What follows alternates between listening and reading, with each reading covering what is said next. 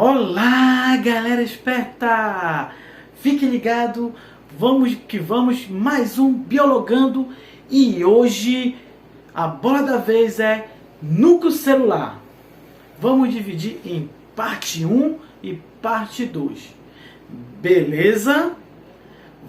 E claro, não se esqueça de você dar seu like para dizer que se gostou, né? O seu joinha. Compartilhar, deixar seu comentário, que isso é importante, você fazer interação comigo. Qualquer dúvida eu vou te responder. E claro, se você não for inscrito, se inscreva acionando o sininho. Beleza?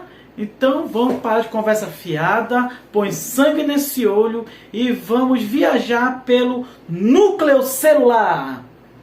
Então, falando para que serve o núcleo, para que serve o núcleo da célula. Você já viu uma escola sem direção? Você já viu uma empresa sem um gerente? Pois é, vocês sabem qual é a função deles, né? Então a função do núcleo é justamente fazer o controle da atividade metabólica da célula. E justamente é onde vai conter a informação do código genético. Mas Carvalhão, o que é o código genético? Justamente é as moléculas que vão conter as informações, nossas características hereditárias, características herdáveis, que a gente herdou dos nossos pais, nossos genitores, e vamos transmitir também para o nosso filho.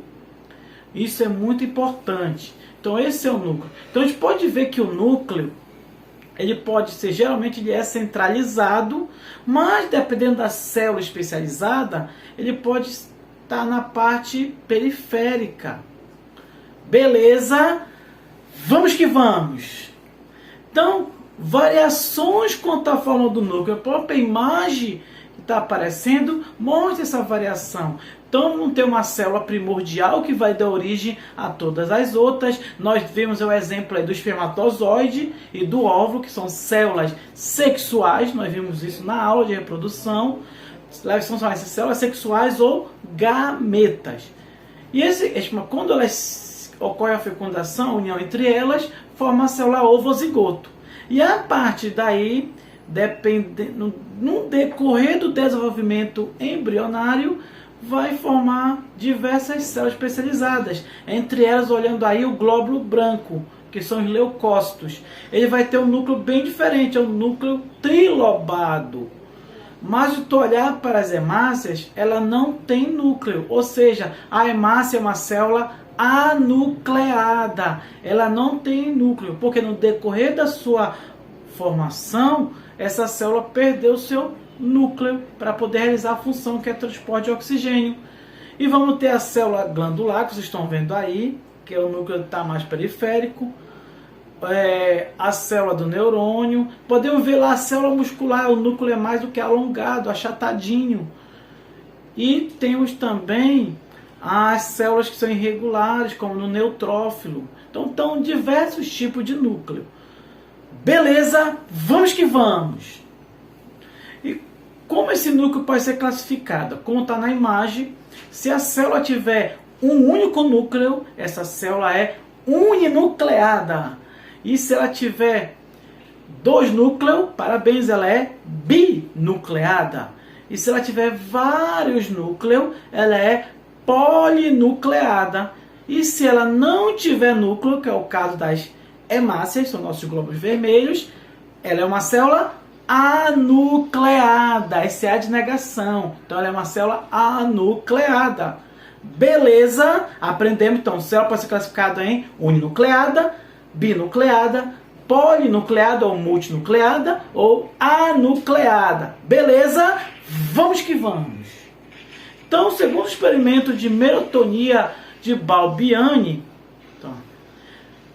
o núcleo, ele fez esse experimento para justamente identificar a importância, a função desse núcleo para a célula. Então ele pegou dois exemplos aqui, um ser unicelular, um protozoário, e o outro pegou um fungo. Na verdade não foi um fungo, foi uma alga. Alga um fungo. Não foi alga não, foi um fungo, perdão. Então ele fez um corte. Então ele pegou aqui, fez um corte, por isso que melatonia é corte. Então tem o fragmento com núcleo e outro fragmento está nucleado. O que foi que aconteceu com o fragmento com o núcleo? Muito bem, muito bem, muito bem. Essa célula se regenerou, ou seja, sobreviveu, depois se dividiu. Então, com o núcleo, a célula sobrevive e conseguiu se regenerar e se dividir, se reproduzir. E o que aconteceu com o fragmento nucleado? O que aconteceu? Ele morreu, né? Então, o fragmento anucleado morre. Ou seja, porque justamente a célula não sobrevive sem o núcleo. Mas, professor Carvalhão, e a hemácia que não tem núcleo? Aí que tá, por isso que a hemácia só vive até 120 dias, não vive muito. Aí outro exemplo lá, pegar um exemplo aqui desse outro organismo, mesmo esquema, pegou o fragmento nucleado, o que aconteceu com ele? Morre. E o nucleado ele vai sobreviver, se dividir e regenera a parte perdida. Beleza, galera? Vamos que vamos. E antes de falar dos componentes estruturais, lembra que o cientista que descreveu o núcleo foi o Robert Brown no seu experimento com orquídeas, estudou células de orquídeas. Bem, quais os componentes estruturais do núcleo? Tá? Vamos ter o primeiro componente, que é a carioteca. O que é a carioteca? Também chamado de envelope nuclear ou membrana nuclear. Então, lembra que essa estrutura só vai ter nas células eucarióticas. Nas procarióticas não tem carioteca, não tem membrana nuclear. Tá? Então, essa carioteca só tem nas células eucarióticas, as células verdadeiras. Eu quero dizer verdadeiro. Então a carioteca ela vai ter a mesma composição da membrana plasmática, ou seja, lipoproteica, e ela serve para compartimentizar o núcleo, para deixar compartimentizado, ou seja, vai compactar, ajudar. Então ela é muito importante. E dentro das dimensões do núcleo, que é delimitado pela carioteca, vamos ter a cariolinfa, também chamada de nucleoplasma ou suco celular. Então essa estrutura é um líquido que é composto de água, nucleotídeos, proteínas, aminoácidos que vai compor o núcleo, ok? E o nucleolo, que é essa parte mais corada, na parte mais central do núcleo. O nucleolo, eles são condensações de RNA. É a partir dele que vai formar aquela organela do citoplasma chamada de ribossomos. Tá? Então não esqueçam, nucleolos são condensações de RNA, no caso RNA ribossômico, que vai formar a organela não membranosa chamada de ribossomos. Beleza? Vamos que vamos! E a cromatina, que está lá no núcleo? A cromatina ela é composta de DNA mais proteína do tipo estonas. As proteínas estonas elas são como se fosse as pérolas que vão formar os colares. Então a cromatina, o DNA que a gente estudou nas nossas aulas lá de genética molecular, o DNA é uma molécula muito longa. Então, para ele poder caber dentro do núcleo, ele vai ter que ser compactado. Então ele vai se enrolar nas proteínas estonas, formando colares. Uma forma de colares. Então essa molécula em formato de colares é a cromatina, que é o DNA se enrolado nas proteínas estonas, formando uma espécie de nucleossomo ou cromonemas. Então, na parte do DNA que está mais compactado, mais condensado, em alguns livros espiralados, chamamos de heterocromatina. É a parte mais condensada, mais corada, mais espiralada. E a parte que está menos condensada é chamada de eucromatina. Beleza? Então, parte mais condensada é a heterocromatina. A menos condensada, menos corada, é a eucromatina. Tem uma coisa bem interessante aí. A eucromatina, que é a parte que está menos condensada, menos espiralada, é onde os genes estão o quê? Ativos, funcionando. Na heterocromatina, os genes não estão o quê? Funcionando, estão inativos. Beleza? E agora, lembre que a cromatina é uma única molécula de DNA. Beleza? Que está enrolada nas proteínas histonas.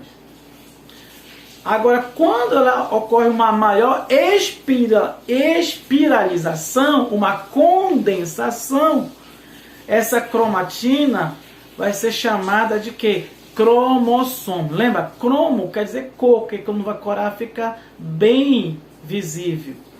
Então, cromossomos é quando essa cromatina está no seu ápice da condensação. Está bem condensado. Então, esse estágio de cromossomos, o DNA vai estar só na fase de metáfase, que é uma fase lá da divisão celular que nós estudamos já. Está bem condensado aí. Então você só vai visualizar quando a célula está em divisão na fase de metáfase. Então os geneticistas, os citogeneticistas vão analisar, vão ter que botar a célula para se dividir. Ok? Isso é muito importante. Então o cromossomo é o DNA. Mas beleza. Mas, professor, tem aquele, antes da célula se dividir, tem um ciclo celular. E lá no ciclo tem a fase S, onde o DNA se duplica. E nesse caso, como está mostrando na imagem, aí o cromossomo vai estar o quê? Com seu DNA duplicado. Onde vai ter as cromátides irmãs.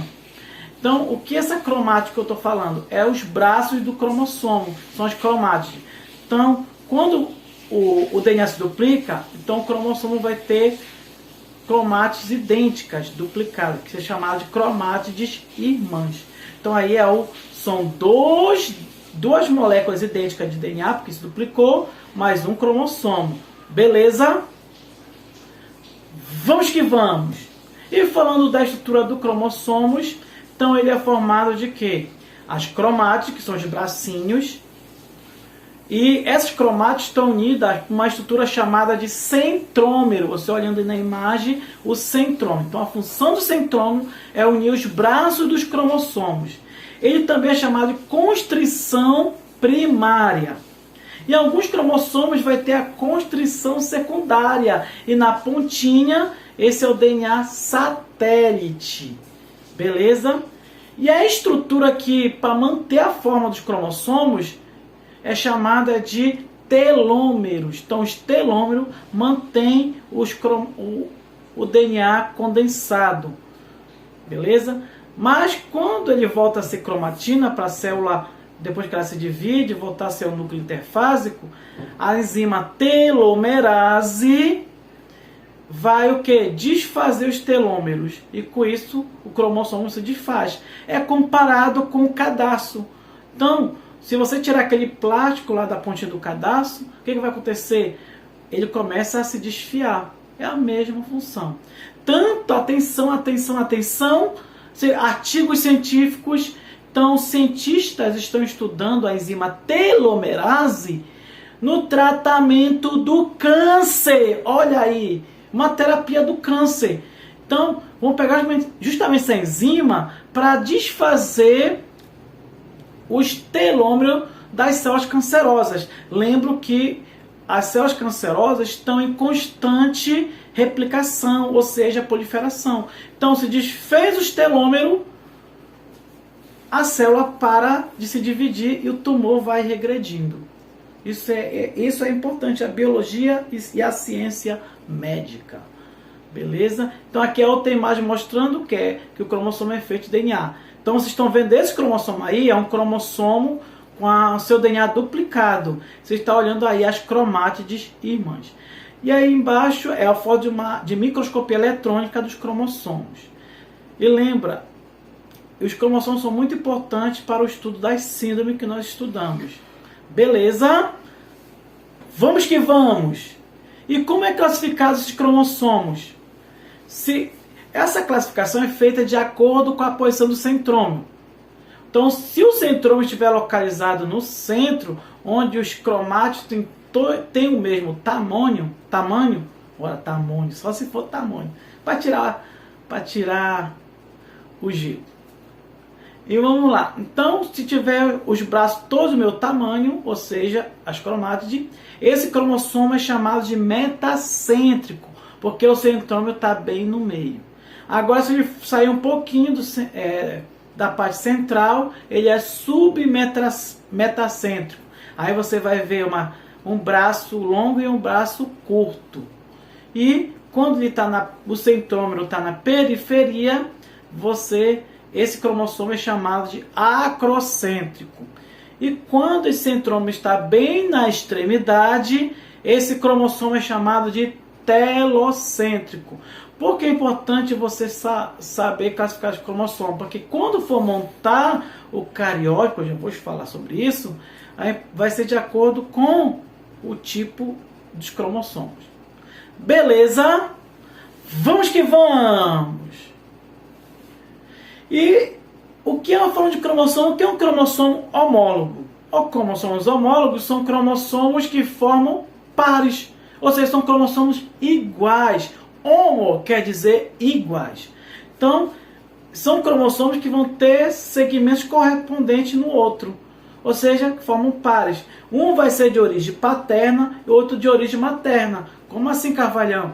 O zoidinho do papai vai carregar um cromossomo e o da mamãe outro. E se une e formou os pares. Então, os nossos cromossomos estão organizados em pares homólogos. Um do papai e outro da mamãe, que te recebeu naquele momento lá da fecundação. Beleza? E quais são os tipos desses cromossomos? Pode ser só os dois tipos. Cromossomos autossomos e os cromossomos sexuais. O que é um cromossomo autossomos?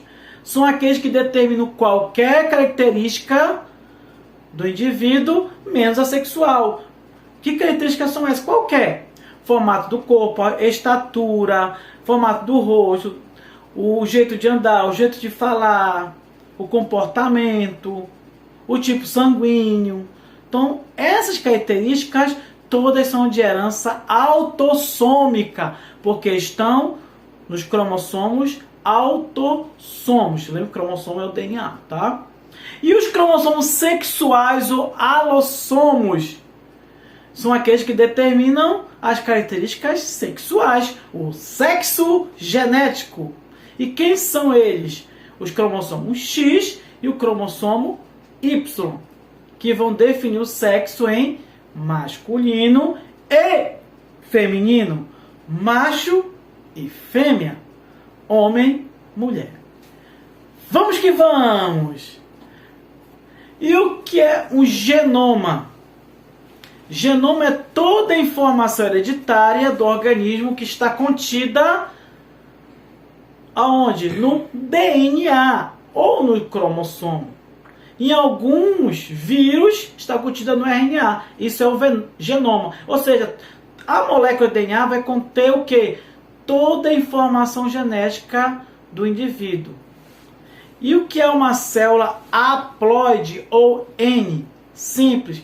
São células que estão sem seu par homólogo. Então o cromossomo está sem seu par, que é a célula N. Ou seja, vai ter um único genoma, um único conjunto genômico, que vai estar sem seu par. Exemplo, os gametas, que são células sexuais. Professor, o que é os gametas? Óvulo, espermatozoide, os zoidinhos. E a célula diploide, ou 2N, ou 2 genoma, são células onde estão com seus pares homólogos. Ou seja, um do papai e outro da mamãe. Então ocorre fecundação, zoidinho haploide. Óvulo haploide se juntam na fecundação, forma uma célula diploide com cromossomo homólogo. E o exemplo, células somáticas. Professor Carvalhão, o que é célula somática? É qualquer célula do nosso corpo, menos as sexuais. Tá? Então, para você entender melhor, célula haploide, o cromossomo está solteiro, sozinho. Célula diploide, o cromossomo está o quê? Casado. E o que é um cariótipo? São conjuntos de cromossomos de uma espécie. Cada espécie vai ter um conjunto de cromossomos. Tipo, a mosca de fruta, que é a Drosophila melanogaster, ela vai ter um conjunto de 8 cromossomos dividido em 4 pares. Nós, por exemplo, espécie humana, Homo sapiens, vamos ter 46 cromossomos. O cachorro vai ter 68 cromossomos, então dependendo da espécie, tá? A bactéria vai ter só uma longa molécula de DNA, fora o DNA circular, tá? Então, com isso, vamos que vamos. E no genoma humano, como eu falei, vai ter nas células diploide, ou seja, 2N, vão ter 46 cromossomos, divididos em 44, estão divididos em pares, que são 23 pares. 44 são autossomos e 2 são sexuais. Beleza? Então, 44 autossomos XY, ou conhecer XY, é o cariótipo masculino. 44 autossomos mais XX, ou conhecer XX, é o sexo feminino. Mostrando o ideograma, que é a representação básica, vamos lá.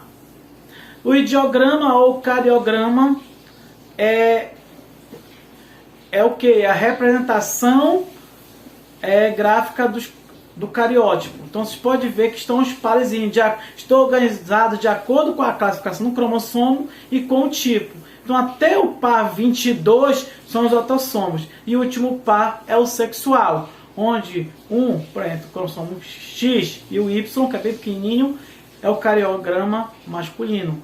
E o de baixo, que tem 2X, é o cariograma feminino. Vamos que vamos. E claro, gente, só para a gente encerrar a questão das bactérias.